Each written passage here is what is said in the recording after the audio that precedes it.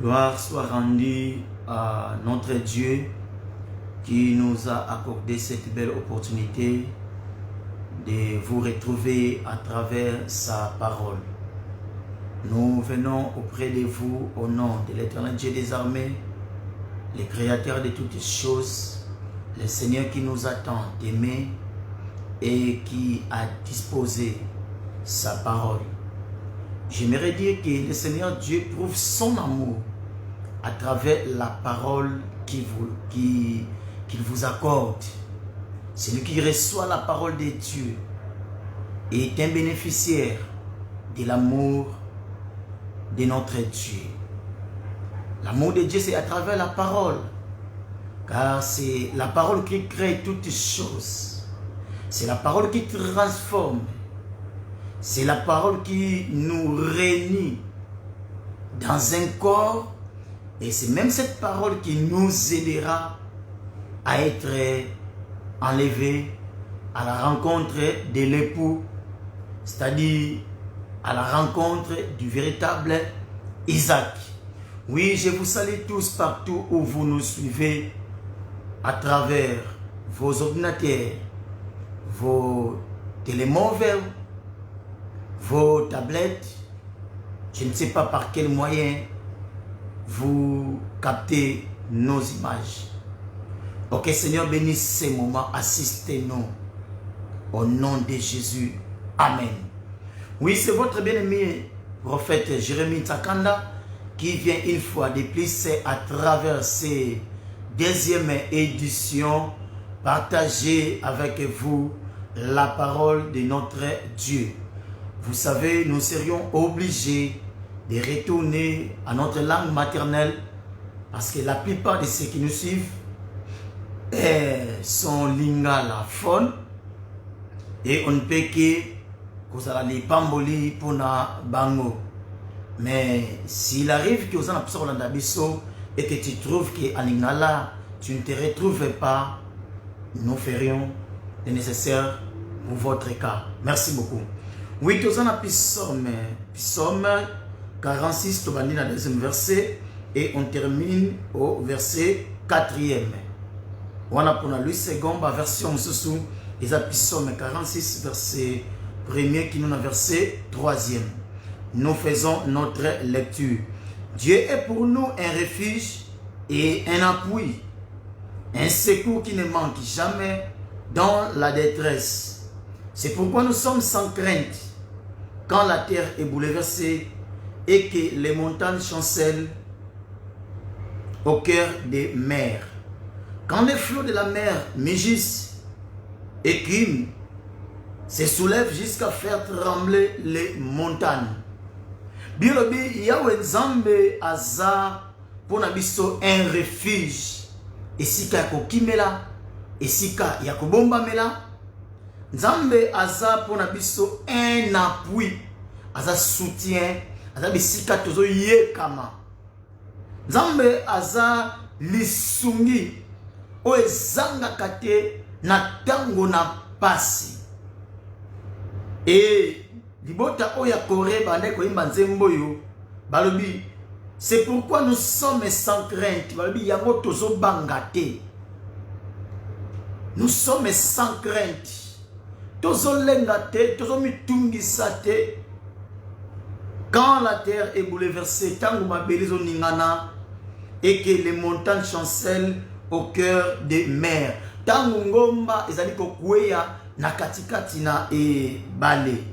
Quand les flots de la mer mugissent et écument, se soulèvent jusqu'à faire trembler les montagnes. Tango fulu ya mai ezo panza na mai ezo ningana pe ekomi kina niveau ya kolengisa ko faire trembler ba montagne. Oui, nde yango na texte na biso o to bandaki la semaine passée et cette semaine on est encore là pour la continuité na yango. Oui, tolobaki était libota oyo bazalaki conscient. Bazalaki conscient que mabele est possible et trembler. Bazalaki conscient que Ma montagne est possible et tomber au cœur de la mer. Bazala qui conscient que mais et bimisa fulu pe e banda ko ningisa ko lengisa ata ko ba montagne. Bien aimé, il y a des gens qui vivent, il y a des hommes, il y a des êtres vivants. Oh, bazo vivre, mais bazo ko ignorer nuance. Tant que bazo na situation kimia, bazo na situation ya paix, bazo na calme, bazo na tranquillité, et que bazo béni par l'Éternel. Babo sanaka aussi ma jour, les jours mauvais pezalaka. Babo sanaka ke mokili pe makambo e changeaka. Babo sanaka ke dans le monde il existe les hauts et les bas. Kumateza pe kokita ezali. Babo sanaka mo très souvent. Babo sanaka ke maladie pe eyaka. Babo sanaka ke même si les lois n'a pas mandat, mais mandat ya l'état est si la ka. Babo sanaka ke même si les lois n'a pas poste de travail, mais n'a pas muta di posote ya koza na poste, pe n'a pas muta soukate entreprise wala les lois ça, ngam na conduire ngo mais lobita muso ezala ngate. Babo sanaka ke les lois n'a pas impresario, n'a pas homme d'affaires, hein, businessman. Naza un homme de négocio ya makasi mais azobosana ke tamsu ngate mutna bandi yango avant moi il y a eu des hommes d'affaires et après moi il y en aura mokile sabongo batumsuta baza visiter pa ya nzambe azobosana les jours mauvais azobosana ke molili pe eyaka batumsuta musabali na ya monike sin nango. Yango remarqué moi dans Zambé abandai ko banga nzamba linga ki nzamba lingi prière alingi musala nzambe metanga bali na ye pona ye sili nango. C'est parce qu'il oublie que la terre peut trembler. C'est parce qu'il oublie que ba montagne ko yaka ba puissance ko yaka ado oublier que mai pe ba ko miji mai e bimisaka fulu azo bossa na seke joba lobaka. Une chose très importante, que le monde autoza, il y a toujours un monde, il y a pas agitation. Même tout le monde a pas flot ya mer, tout le monde a pas linganaka. N'engé moko ba vie ya batu parce que la mer, par rapport à livre et Apocalypse, il représentera aussi les nations, il représentera aussi communauté yabatu, il représentera aussi la langue, il représentera aussi mokili. Et que Mokilo te fan déjà toujours nakoningana. Qui pouvait s'attendre qu'un jour, pandémie moko, et qu'on ningisa monde entier, qu'on ningisa l'économie, pandémie moko, et qu'on koué sabatebele, et qu'on zindi sabatebele, qui pouvait croire? Des fois quand la Bible parle, des fois quand la Bible nous exhorte quelque chose, les gens s'en foutent. Il y a des gens, il distraction, il fallait la politique, il fallait oui, pour accompagner la politique et ça malam. Mais laisse-moi te dire, cette parole dans un peu ça remonte kimia.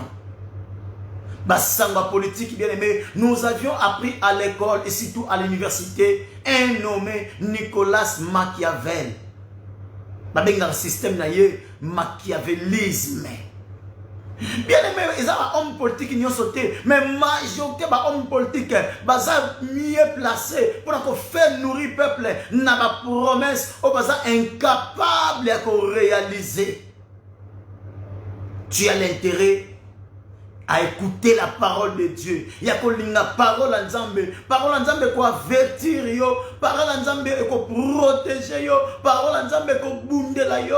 Parole en Nzambe pour bikisa yo. Otanga teke na passe na mwa la kinzambe nzamba tindi loba. Peni lobe bikisi. Seule parole en Nzambe me maka pardon la vie à mutu. Seule parole en Nzambe bikisa ka mutu. Seule parole en Nzambe est capable de faire remonter encore mutu. Nazo ebisa yo po Nzamba sala na vie na yo, pour nzamba koma bisiko za, pour nzamba changer situation, il utilise sa parole. Bible lobi na katina Eden. Est-ce que mtumo azolanda biso? Est-ce que mtumo akoloba gloire au Seigneur? Est-ce que mtumo akopisa biso amen na bien? Tika nkola zo kumu. Yo ozo porter attention na katina makambo na nzambe. Bien, la voix de l'Éternel, la voix de Dieu parcourait tous les jardins. Mon gongo na nzambe bien aimé. Il m'a dit que parcourir jardin mobima. Ici je suis en Éden. Et c'est au moment du soir que nzambe yemoko sikoyo akitaki. Mais avant tout, c'était la voix de Dieu. Bien aimé, en ce moment, nous avons mongo dans Zambé. Vous voyez que parcourir vie na yo, vous voyez que parcourir ndaku na yo, vous voyez que parcourir santé na yo, vous voyez que parcourir misal na yo, au salaire tout le monde biso en direct, tout accompagner biso si maya direct na biso. Tu n'as pas commis une erreur. Au contraire, au sali choix malamu, au sali para malamu, loko la marie. Yes, ici, Marc, tu t'inquiètes à beaucoup de choses. Il y a beaucoup de gens qui s'inquiètent à beaucoup de choses. Alors, quand on ko tangi sabana, nenga ko bala, nenga ko voyager, nenga ko salanini. Mais quand on a vu ça, yozo luka ona eza malamu. Mais Christ Jésus avait dit à Marie, une seule chose est bonne. Ta sœur a choisi la bonne part qui ne lui sera point ravie. Kende kona yo aponi para malamu bien aimé, yo poni para koyoka malobana nzambe. Tika nkolo nzamba lo to salela. Ou tozo teya. Apambolo parce que tu as choisi la bonne part. Par homme de roboto la yangote. Par homme de koko retirer yangote. Je ne sais pas pourquoi nous avons poussé Misso, il y a exhorter sur la parole. La parole de Dieu, et ça va pour remettre sans amazo pesayo. La parole de Dieu, et ça assurance sans amazo pesayo. Joseph, mon Jacob, Nandela et Rachel. Azalaki na tunique au papa na pesa qui est tunique qui a valeur. Et cette tunique, la Bible dit, portait plusieurs couleurs. Et à cause de la tunique, Oyo, bande konaïba komaki très jaloux envers yé. Très jaloux envers yé. Mais un jour, Joseph a kendaki sans tunique. Tant bande koba tekiye, a ke sans tunique. Tunique et tikalaki. Tunique ezongaki pa mokolo nango. Ezongaki epa ya papa. Parce que azaki yango près ya batu. Bilamba towelelaka na mokili. Bambongo towelelaka na mokili. Biloko towelelaka na mokili. En un clin d'œil na mbala moko. Ipe otika ngo bien aimé. Mais bipa Joseph akendaki. Masali maloba na Nzambe akompanyaki ye. Seule promesse en Nzambe accompagna qui est. Seul rêve, songe, révélation. On Nzamba pesa qui est. On Nzamba tchaki kona ye. On Nzamba lobela kaye pendant la nuit à travers un songe. Liloba Nzambe yango ya accompagna qui Joseph. Il y a des moments dans la vie bien aimée. Ressenti que tu yo moko, c'est le Nzambe pour accompagner yo, même dans moment ya comment, même pendant un long voyage, même pendant un moment de décision ya mabe, c'est le Nzambe tikala kana mutu. Le Nzambe c'est Yesu Masia yemoko, ou tu dois apporter les binos. Alors bien aimé, Liboto bazalaki conscient que ma belle ko trembler, mais une seule chose, ouais simba ki bango, ezalaki que bazalaki pe confiant que ata ma belle ningani. Ata bangomba ekwei. Ata bangombe komi ko trembler. Même moi qui est comme bouleversé, continue à trouble, et continue à langage, on a permis à terme, continue à boulier, et continue à chimvundu. Même ceux qui maillent, ils ont s'agiter. Mais il va bangati. Confiance dans ma mouette qui, balabi toko bangate, toko bangate, pour la biso toko bangate. Pour na biso toko bangate, pour nzambaza appui pour na biso, nzambaza refuge na biso, nzambaza lisumbi wazanga ngati na tango apasi, na ebite message comme il écoute on a état nini, écoute on a circonstance nini, mais c'est un message spécial que le Seigneur Dieu m'a donné. De transmettre, de partager avec yo zoyo kanga, maman zoyo kanga, papa zoyo kanga, ndeko mwasi mobali zoyo kanga, mosala nzambo zoyo kanga. Je ne sais pas dans quelle situation tu te retrouves dans le moment oyo, message est comme Elio, mais laisse-moi te dire, nzambaza ekimelo malamu, nzambaza e bomba melo malamu. Bien mais nzamba ebiko planifier les choses.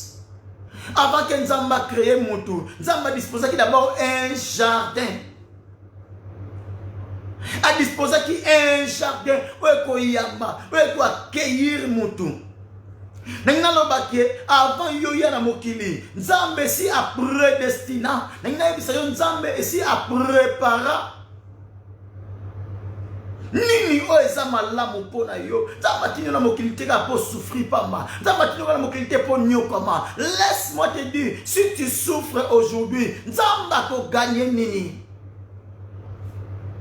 Oui, la souffrance, c'est possible muta kumisa Nzambe. Azwina nutema do kumisa Nzambe.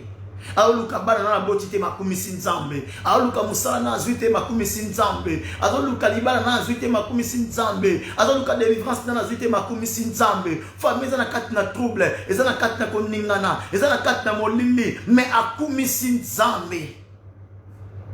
Azokumisa d'abord Nzambe. Ezama bete, mais Israël va pas peuple Nzambe. Mokolo wana au bord du fleuve de Babylone, biolobi, ba fandaki. Bazole la pona nini batini bango bayemba banzembo louange banzembo adoration oye kumisa ka Nzambe babindenge ni to kumisa Nzambe na kati na situation oyo. Israël n'a pas pu louer Dieu, n'a pas pu glorifier Dieu. Pourquoi? Parce que la souffrance était atroce. Pour bazala ki na kati ya moumbu. Nzamba kolinga to continuer na boumbu parce que na boumbu okumisa ye malamu te. Na ba okumisa ye, mais okumisa ye ndenge moko te na muto yo akangolami. Na to tala mwana mwasi Elizabeth. Tango Nzamba pesi ye mabota. Oyo ka kantiko Elizabeth ayemba. Nazo mona ana nenga kumisa Nzambe. Nazo mona Israël si mako traverser mer rouge. Ndenge bandi ko kumisa Nzambe na ba kantike. A tika Nzamba fait traverser mutu moko mer rouge. A fait traverser maman moko mer rouge. A fait traverser papa moko mer rouge. A fait traverser ndeko moko mer rouge. A fait traverser l'église moko avec ce moment difficile. Mer rouge, bien aimé. Ils ont été à passer. Ouais, quel est ma calibre sabat? Israël va mourir de mer rouge. Nassima Pharaon. Bah comment qui prie à que le baba zonga na bango. Bah retourner. Bah comment vous kanisa ba cimetière. Oh, ils sont là en Égypte, ils sont capables de koyamba bango, ya okunda bango.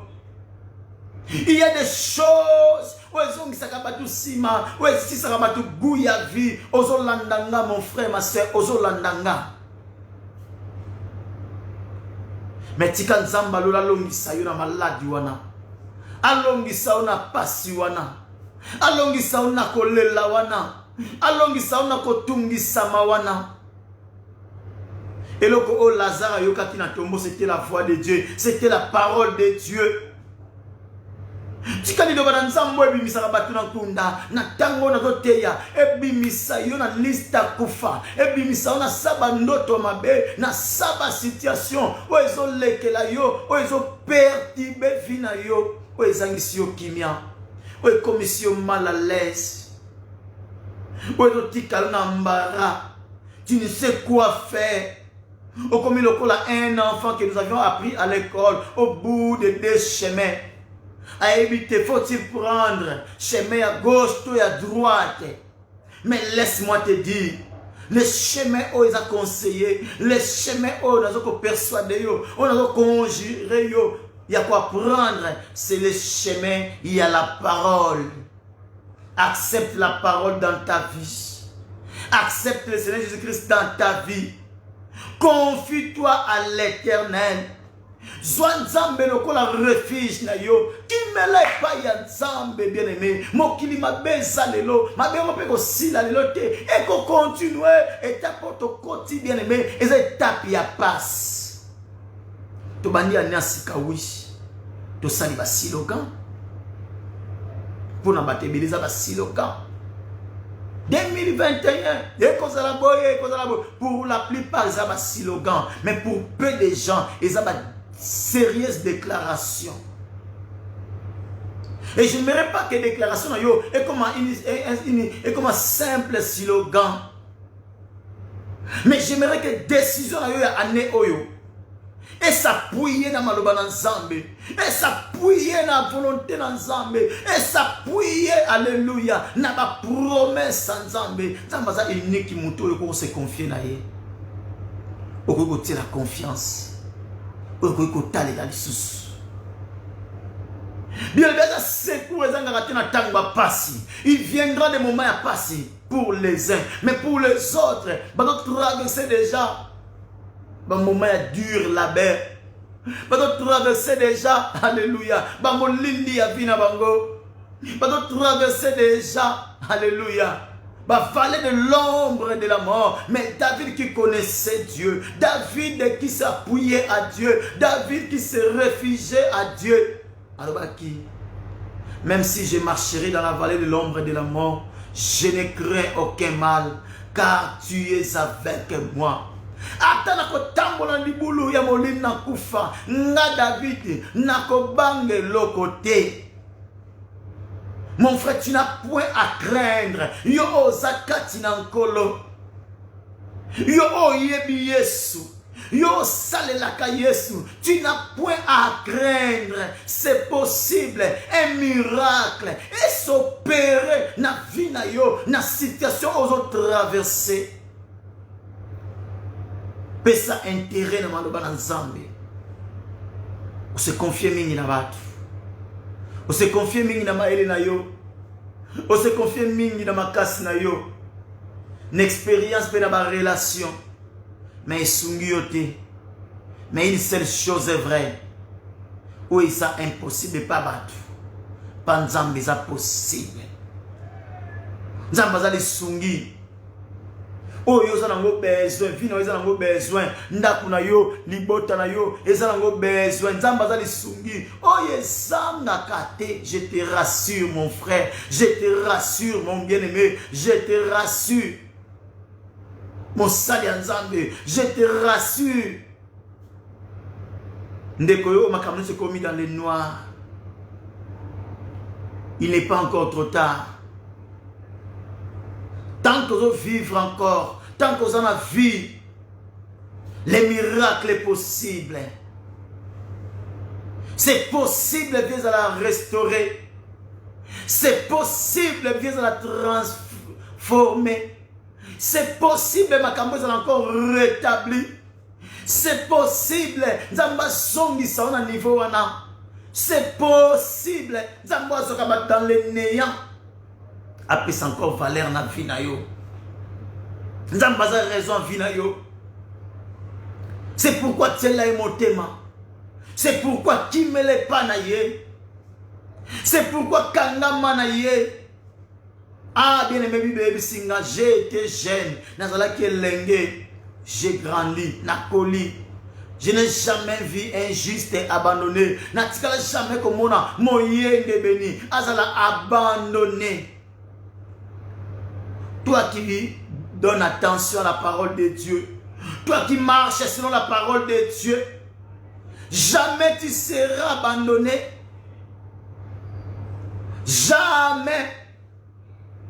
Muta mokila ko délaisser ko délaisser ko abandonner yo. Mais nzamba ko abandonner yo te. Likambwana zo bangisa batu mezo bangisa nzambe te. Batu ne mutu basuki, ba docteur mutu basuki, mais nzamba suki te. Mon frère Zolandanga nakata groupe Bananjil, Zolandanga nakata groupe ya les enfants de Hiroshua, Zolandanga nakati je ne sais pas na Europe, Zolandanga nakati nalisangani ni bien aimé. Nzamba suki te. Batunde mutu basuki. Makasa batunde komi na suka. Mais makasa nzambe komi na suka te. Nzamba za force na biso ya suka. Nzamba za elikia na biso. Biolo ba se confia kana nzambe bazalaka jamais confondu. Dans bien aimé, espère encore à l'Éternel. C'est ça qu'on s'appuyer, qu'on se réfugier et pas une encolo. Espère encore à l'Éternel. Espérer ne fait pas une nzambe oyo.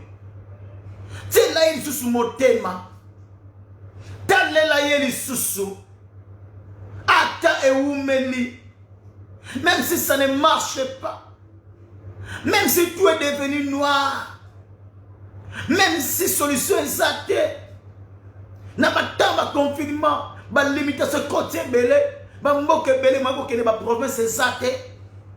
Ba te belé mi sale baby ba activité quoi. Oui. Mais nzamba zana bo moshi. Nzambo alesa elina nzela ya corbeau. Alesa elina torrent. Alesa elie pa ya veuve Sarepta. Aza capable même si ta chose est dure. Aza capable même si va me laisser balobi pour na yoka esili et ko simate bien aimé ko kufa pour estomac ko kufa pour tension te tango zoka ba konambo zo ba ke non situation za mabe oui situation za mabe pour na bango na maele na bango basuki wana ba médecin basuki wana. Aujourd'hui il y a des contradictions. Suivez les débats au mona. On se croyait que les vaccins les vaccins sont disponibles. Il y a la disponibilité des vaccins. Mais il y a un débat. Les scientifiques, les hommes de science, les pharmaciens, les zoloba. Que non, les vaccins, ils ont pas délété, ils ont pas périodité, ils ont pas été. Mais si tu vas nimi, mais si tu vas boire ton nima, ce que ton nime la nani, c'est confié pas une ensemble. C'est confié pas une ensemble. Tiens là motema, bio le bébé la kanzambe, bazalo kola mboka oyo etongama likolo na ngomba. Bien mais sur hôtel nzambe tu seras à la hauteur. Tala mulunga bano sana bango. Faut batanga, faut balia, faut balata. Tala vie bozanango. Yako fute la ndaku. Tala vie bozanango musanda ba malunge zate. Mena ba période oyo toko suka ndenge nini. Tale la nzambe. Batebele bako bungisa kondima a cause ya batan oyo. Tango mona pona yo suki, mais pas nzambe suki te. Et suki te. Nan me silite. Tika batu ba seka yo. Tika batu ba chola yo ba zombari yo. Tika okoma sije ya li chopo na batu mususu problème ezate. Mais Nzambo akela yo, c'est lui qui a le dernier mot. J'aimerais t'inviter à croire à ce Dieu, à se confier à ce Dieu. Batu bazon Luka, batu bazon semblable na bango. Mais même ceux qui montent dans la camion à malamu, dans un véhicule, il y a bien. À Sombi, à Sika. Ceux qui sont en panne, à qui n'a pas le mécanicien dans le quartier, à qui n'a pas le représentant. Avec un roi qui n'est pas représentant. Pour représentant d'Ayebi Moutou Kawana. Mais aujourd'hui, quand les choses ne marchent pas, notre représentant, c'est Dieu. C'est Dieu qui nous a créés. Il nous a créés par sa parole. Mais quand on refuse sa parole, mais on refuse notre bénédiction, bien-aimé. Hein? On ne peut pas refuser Maloba Moutou à Kelabiso. Maloba Naye, il y a un peu de forme. Ces jours-là, ça Malobina Ézéchiel. est-ce que Mikoué comme on a beau Moïse Ézéchiel a qui m'a yélé. Peut-être Yobenga Kayaza Zoba ne pouvait pas donner une telle réponse. Mais moi je te dis que Ézéchiel a qui m'a yélé. Alors il kolo yono yebis. Et kolo la bina ye sakola. Et quand a sakola Mikoué zuibo Moïse. Mikoué laki musuni. Oui c'est vrai Mikoué va non l'armée d'Israël. Mais tu as dit ça on a sakola lelo. Et donc qui ça moko na malade. Si tu crois à cette parole, moi je vois la guérison de Dieu tomber sur toi. Estou vendo a cura de Deus caindo na sua vida. Estou vendo chegando o milagre de Deus no seu lado. Je vois le miracle de Dieu arriver là où tu es. Nazomona ndenge ni nzamba zo visiter mutu moko.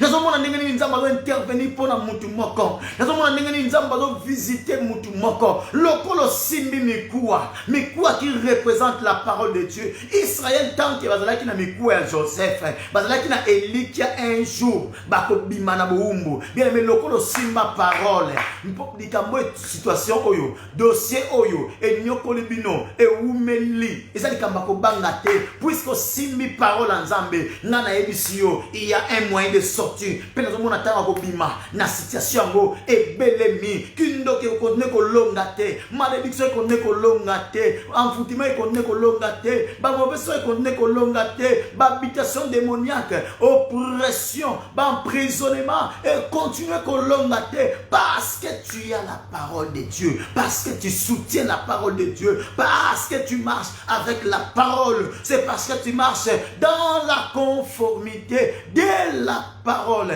C'est parce que on se confie par une ensemble. Parce que avant toutes choses, quelle est la volonté de Dieu? Quelle est la volonté de Dieu? Bata malade comme ça va te mêler miyibi. Et comme ça va te mêler kindumba. Et comme ça va te mêler ba estro ba mene. Mais tu kana ebisayo. Tikana ebisayo. Nzamba bandona bayenge beni na yete. Ko cédete mon bien-aimé. Ko cédete ma soeur. Ko cédete mon frère. Et sûr c'est encore possible. C'est encore possible. Yoko zela passe ya mokile silate. Mais tika nzamba se glorifier dans la passe na yo. Dans le Nzamba ko se glorifier dans la situation na yo, dans la souffrance na yo, dans la difficulté, oso rencontrer. Tika Nzamba visiter yo. Parce que dans tango oyo, il y a pandémie, il y a des gens qui s'achètent des parcelles, il y a des gens qui construisent, il y a des gens qui se marient, il y a des gens qui voyagent, il y a des gens qui réalisent des grands projets de leur vie. Le monde va penser à battre. Natango le aussi mbezate. Le monde a pensé wana. Le monde a pensé wana. Vous allez dépendre de la périodité. Vous allez dépendre de la tangoute. Vous allez dépendre de la Nzambe. Qu'est-ce que la parole de Dieu dit pour toi? Qu'est-ce que la parole de Dieu dit en ta faveur? Bible dit les choses glorieuses qui ont été dites sur toi. J'aimerais dire qu'il y a des choses glorieuses. Oh Nzamba ba puna yo. Oh Nzamba ba likolo na yo. E ko kisama. Nzamba ba makambo nkembo puna yo. Alobaka makambo ya kolela te. Je sais que mokito na mo kilabitumba koleleza, mais Nzamba ba ka kolela te. Aloba makambo na nkembo. Pour comprendre nkembo malamu. Kende na Moïse alobi na ina mona nkembo na yo. Nzamba ebisi yo ko mona lo ngate o mona ka mukongo nanga. Nzoka de prophétiquement parlant et lo nzambe il a sa grâce. Ah c'est que Moïse na mona de grâce na nzambe, amona ne ngolu na nzambe. Na lobi makambo na ngolo nzamba bongisa pona yo. O ko sala effort ke moko zwa. Est-ce que na opekisa motati ko tanga? Est-ce que na opekisa motati ko travailler? Maintenant na loba que ce n'est ni par ta force, ni par ta puissance, mais par l'Esprit de l'Éternel. Yoko longa. Yoko longa. Moi, tu t'as pas combien encore trépasse. Quand les pas été outaki. Les gens au Canada couvre-feu, eux côté Yamakas. Bamboke belé, balekisi ba fait na condition moko difficile. Bamboke belé ba komi confiné, déconfiné, on ne sait pas où kende wapi. C'est ce qu'on a encore dit, et comme encore difficile. Mais yo kota la te o mokili zoloba, kota la te ba médecin bazoloba, kota la te o messe zoloba. Bien aimé, o messe a déjà échoué. Dieu a permis que o messe a échoué pour que mon nzambe monisama ba comprendre que il y a un Dieu qui agit, il y a un Dieu qui guérit, il y a un Dieu qui se transforme. Lokola mwana mosa zaki na naku ya Naman. Alors bien ebiete so ki kaka maître nanga. Akena mboka na biso.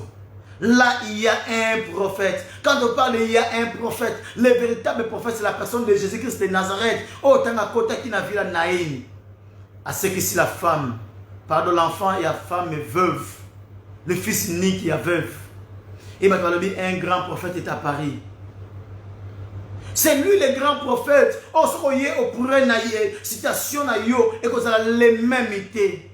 Oh, ce qu'on y est au pourrait naïo, même si on a qui na lèpre, alors si ça lèpre, wana. Tu avais les péchés non pardonnés, les péchés qui pesaient sur toi, mais ce qu'on y est et pas naïe. Tes péchés auront les pardons. Et qu'on a pardonné. Tam souma be osa so yebisi bat ba yinio ba obomo ba mama banga. Mais nkolo condamné oté. Zonge pas nkolo. Zonge pas nkolo. Zuma nendu te konda. Zuma ni ola bete na butu. Zuma na bandoto zolota.